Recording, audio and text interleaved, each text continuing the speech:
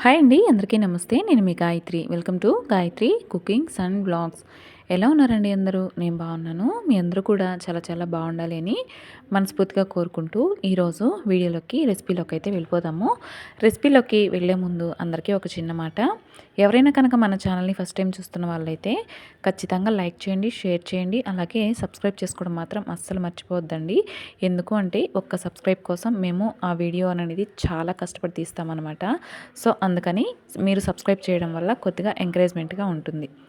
ఇప్పుడైతే first stove on చేసుకునేసి ఒక ప్యాన్ పెట్టుకొని ఒక 2 గ్లాసుల తెల్ల నువ్వులు అలాగే నల్ల నువ్వులు ఇవి రెండు తీసుకొని ఫ్లేమ్ అనేది లో ఫ్లేమ్లో ఉంచుకొని చక్కగా మనకి నువ్వులన్నీ కూడాను బాగా చిటపటలాడేంత వరకు చక్కగా ఫ్రై చేసుకోవాలి. ఆయిల్ కానీ ఏమీ వేయవసరం లేదండి, డ్రై రోస్టే సరిపోతుంది. అలాగే నువ్వులు అనేవి వేగడానికి కొద్దిగా టైం పడుతుంది, అంటే మనము లో ఫ్లేమ్లో ఫ్రై చేసుకుంటున్నాం కదా, సో అందుకని మనకి నువ్వులు అనేవి ఫ్రై అవ్వడానికి కొద్దిగా సమయం అనేది పడుతుంది. ఓపికగా చేసుకోవాల్సినటువంటి రెసిపీ అన్నమాట ఇది. అయితే మీరు పక్కకు పోకుండా అక్కడే ఉండి కలబెట్టుకుంటూ ఉంటే మనకి నువ్వులు అనేటివి మాడిపోకుండా ఉంటాయి అన్నమాట. చూసారు కదా, నువ్వులు అనేవి చక్కగా ఫ్రై అయిపోయినాయి. ఇప్పుడు వీటిని సపరేట్ చేసుకొని మనము చల్లారేంత వరకు వెయిట్ చేయాలి. ఈలోపు మనము పుదీనా పొడికి అదే బాండిట్లో వేయించేసుకుంటే సరిపోతుంది. కాబట్టి ఒక కారానికి తగినన్ని ఎండుమిర్చిని తీసుకొని ఈ ఎండుమిర్చి కూడా ఆయిల్ ఏం వేయకుండా మనము డ్రై రోస్ట్ చేసుకోవాలండి. ఈ చిన్న మిరపకాయలు అయితే బాగుంటాయి, బుడ్డ మిరపకాయలు అంటారు కదా, అవైతే బాగుంటాయి. తొడియాలతోనే తీసుకోండి, పర్లేదు, బాగుంటుంది. ఈ చిన్న మిరపకాయలకి తొడియాలతోనే వేసుకుంటే టేస్ట్ అనేది బాగుంటుంది. అలాగే ఇందులో మినప్పప్పు, పచ్చెనపప్పు ఒక పిడికెడు కూడా వేసుకుంటే పొడి అనేది టేస్టీగా ఉంటుంది. అలాగే మనకి కారం అనేది బ్యాలెన్స్ అవుతుందన్నమాట.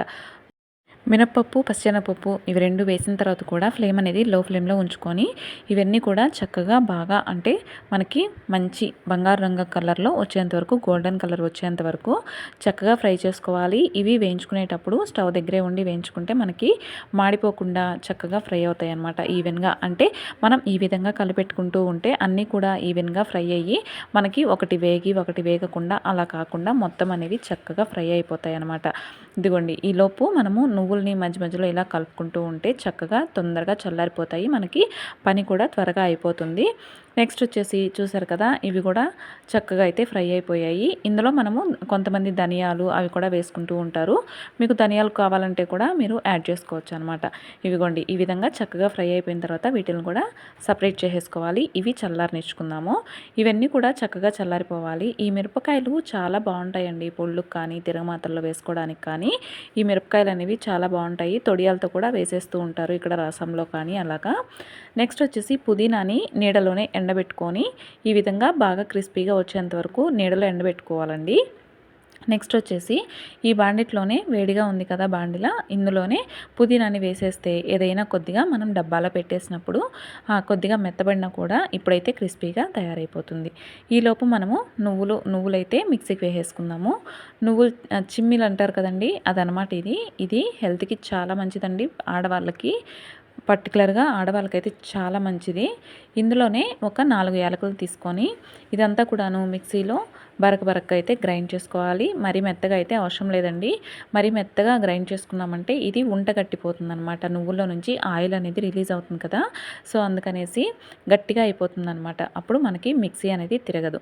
నేను మీకు కొలతగా కావాలి అని అంటే 2 గ్లాసుల నువ్వులకి 1 గ్లాసు బ్రౌన్ షుగర్ అయితే కరెక్ట్గా సరిపోతుంది. తర్వాత బ్రౌన్ షుగర్ కూడా వేసేసుకునేసి చక్కగా ఈ విధంగా గ్రైండ్ చేసేసుకొని పక్కన పెట్టేసుకోవాలి. నెక్స్ట్ వచ్చేసి ఇవి కూడా చల్లారిపోయాయండి. వీటిని కూడా, అంటే పచ్చెనగపప్పు, మినప్పప్పు, మిరపకాయలు ఇవన్నీ కూడా గ్రైండ్ చేసేసుకోవాలి ఒక మిక్సీ జార్లో తీసుకొని.